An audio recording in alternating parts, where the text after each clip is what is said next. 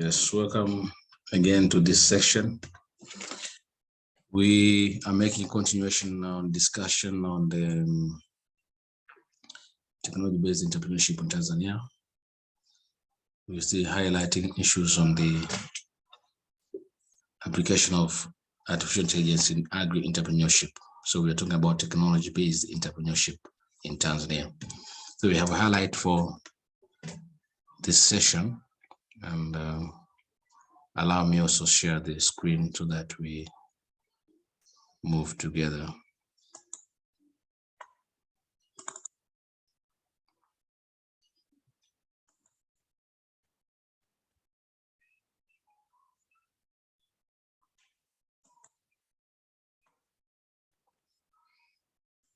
Yes. So we are discussing about technology-based entrepreneurship in Tanzania. So just the meaning of technology entrepreneurship. Technology entrepreneurship is a form of a business leadership based on the process of recognizing high potential, technology-intensive business opportunities, gathering resources such as talents and cash, and managing rapid growth using principled and real-time decision-making. So first of all, it is a form of business leadership, which is based on the process of recognizing high potential, technology-intensive business opportunities. That is technology entrepreneurship, while gathering resources such as talent and cash and managing the rapid growth of principled. That's the meaning of technology-based entrepreneurship. So technology-based business is the one that uses scientific, technological knowledge systematically and continuously to produce new goods and services with high added values.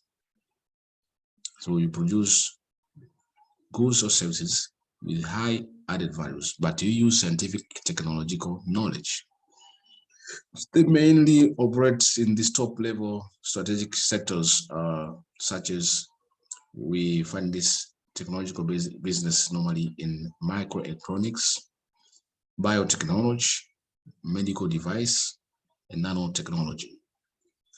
So in this segment of the science was where there's much application of the technological-based business or entrepreneurship.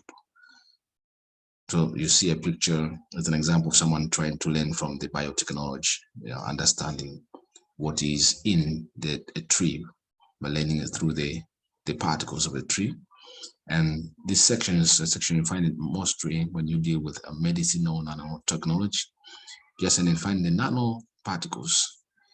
So issues dealing with nanoparticles, biotechnology, medical devices, or microelectronics are the ones we refer to most to be referred into technological-based entrepreneurship. Technology entrepreneurs use technology as the driving. They use as a driving factor in transforming resources into goods and services, creating an environment conducive for industrial growth. So these entrepreneurs, technology entrepreneurs, they normally use technology. But technology is like a driving force, driving factor that enables them to transform resources from their resources into goods or services, and then create an environment conducive for industrial growth. There are two kinds of different kinds of based on their character.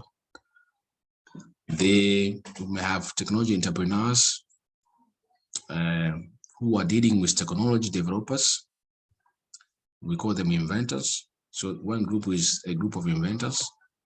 They are technological entrepreneurs, but inventors. These are the ones who develop a unique technology capable of driving new businesses. For example, Dollinger, an inventor of an online money transaction.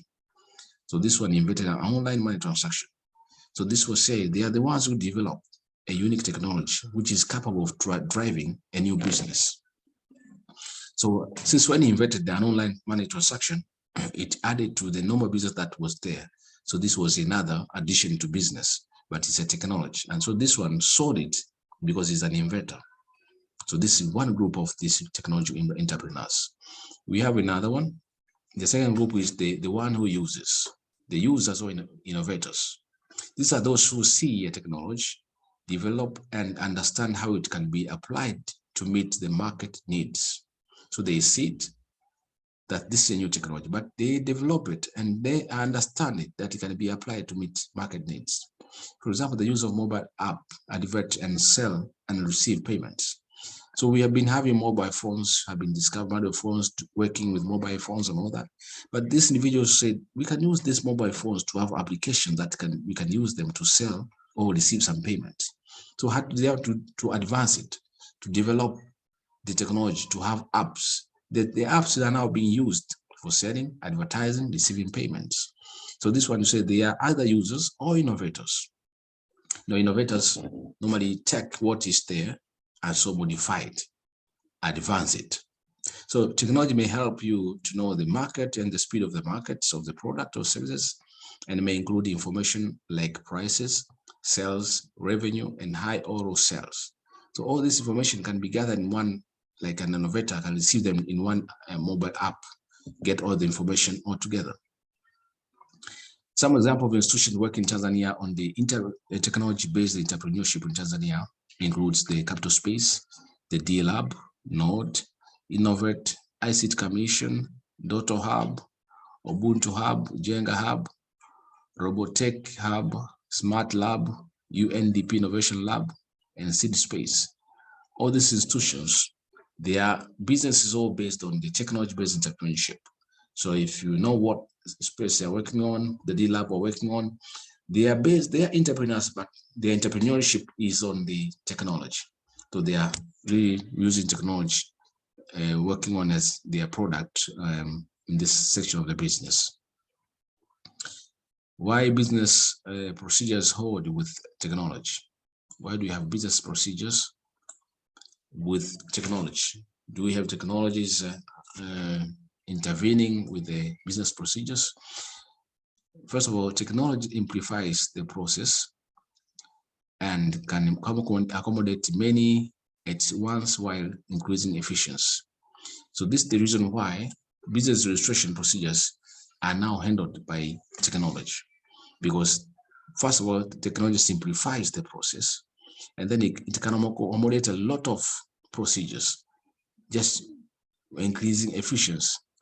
Duty that could be performed by different individuals, different departments, a lot of papers are just now put in one set of a technology, and then the technology can handle everything. So that's the reason why business registration procedures are now taken care by the technology.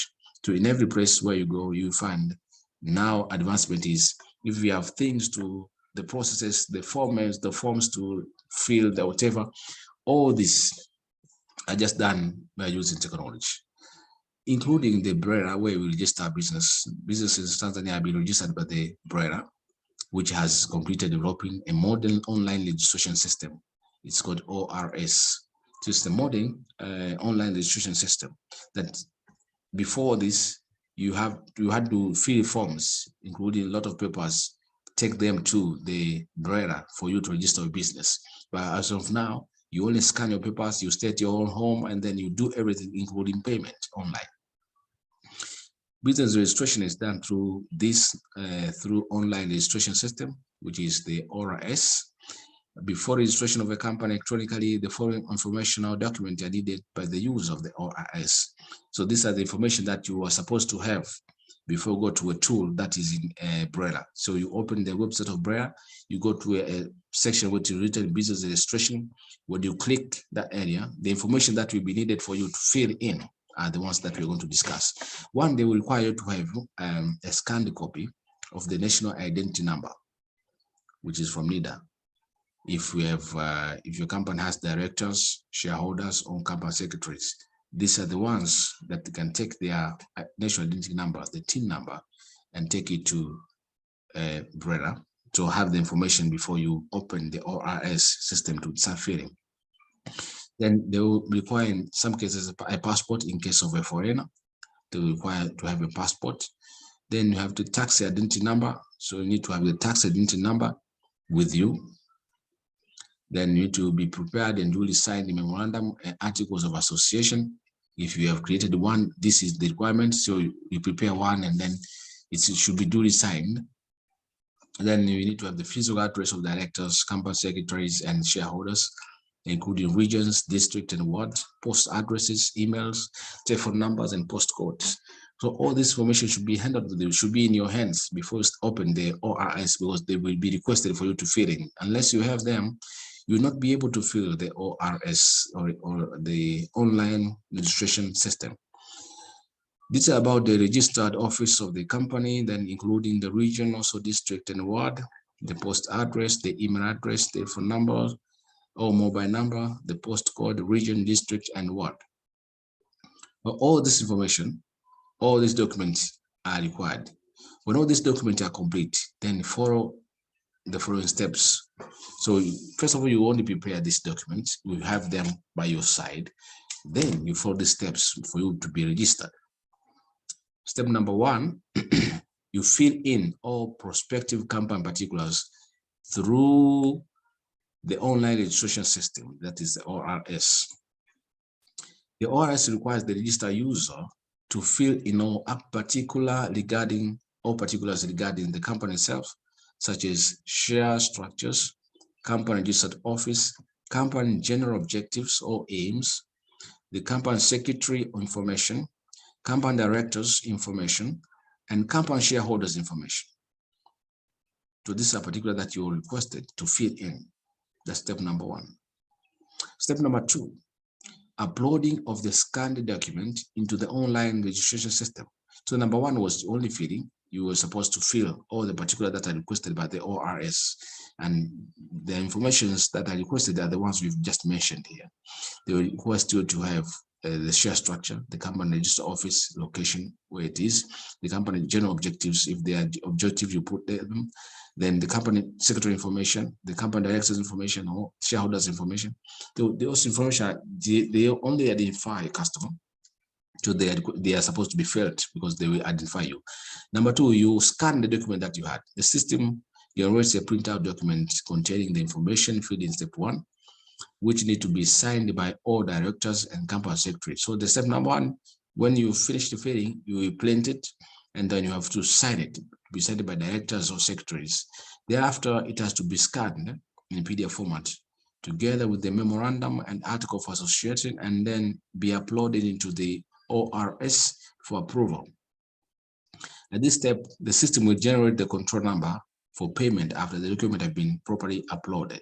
So the moment you upload all the documents, it will give you a control number for you to go and make payment. Payment can be made through the depositing the subscribed fees in the bank or through mobile payment. So you can be still at home, use your mobile and app to make the payment. So this is step number two, scan the document and then you receive a control number, and then you can pay it using your mobile payment or a bank. Step number three, you download the printed out of the certificate of incorporation. So after you have paid, then you can download. You see an option of downloading a printout of the certificate of incorporation. The register of companies, after receiving all the uploaded attachments into the system, proceed with issuing of a certificate of incorporation and sending the same electronically into the registered user's account for printing. So you will receive that one into your account for you to be able to print. Then after that, we have the post-incorporation procedures of filling of a company. You have to fill your company documents. A company representative recognizable under the ORS will have exclusive power to file company documents through signing into the system and uploading the same. So after you have received your certificate of incorporation, then this is the post now. After that, after those filament, then a company representative who is recognized under this ORS, who has filled the information, either director or secretary or that, has power to now file. You can file a company document through signing into the system and uploading the same. So you file it and then upload them. So how about regulatory authorities? Do they feature in technology, business, entrepreneurship? The answer is yes, they do feature in. The vital issue is to get to know what they are and their role. The regulatory authorities in Tanzania were established by the government to moderate the market players in order to avoid any possible chaos in the marketplace. So we have regulators There are a number of them in every sector, just to take care, handle the market prayers, and then avoid if there could be any chaos, correlations within the market by the prayers. So the regulations. The definition of a regulation, a regulatory authority, is an agency with powers given to it by the legislature to enforce status, to develop regulations that have force of the law, and to assist the public in complying with laws and regulations. So the regulators that we have EURA, and we have the TRA, TFDA, TCRA, we have the PURA, procurement. There are a number of them. These are just few. So all these are there just for regulation. This one, PURA, is the Petroleum Upstream Regulatory Authority. PPRA is the Public Procurement Regulatory Authority. TCRA is the Tanzania Telecom Control Authority. Food and Drugs Authority. Tanzania Revenue Authority. And we have the one dealing with petrol oil or liquid gases, that is EURA. So we have these regulatory authorities in order to help the players in the market, to have a balance of the players. If the market is left without these players, then it will go without control. So this is just to have the control of the market. The powers of these authorities are almost a replica of each other and are vested within the following 6 powers. So all the power that all regulatory authorities have, one is to promote effective competition and economic efficiency. That's their role in every sector where they have the regulation. And then second, promoting the interests of consumers. So consumers are interested. So in order to shout and promote the interests of consumers, for example, in petroleum, so we have a regulator. Then protecting the financial availability of the efficient suppliers. So we also protecting, avoiding the danger of someone losing in the business. Promoting the availability of regulated services to all consumers. The other way is to make sure that that product or service is available, including low-income, rural, and disadvantaged consumers. So there are consumers who are in rural areas, disadvantaged, but the regulator has a duty to make sure those people get the service. Enhancing public knowledge, awareness, and understanding of the regulatory sector, including sectors that are regulated. The regulators has their power is to also provide knowledge, public knowledge and awareness, understanding for people to understand it well, which includes the rights and obligations of consumers and regulated suppliers, the ways in which complaints and disputes may be initiated and resolved, the duties, functions, and activities of the authority. And the last one, which is number 6 power, taking into account the need to protect and preserve the environment. The powers so vested with the regulatory authorities clearly reflect the liberalization process of the economy initiated by the government, targeting to build the market economy in Tanzania. So those regulatory authorities have powers, and the powers are the 6 powers that they are working on. Thank you for listening for this episode, and I welcome you to another episode as we continue. Thank you.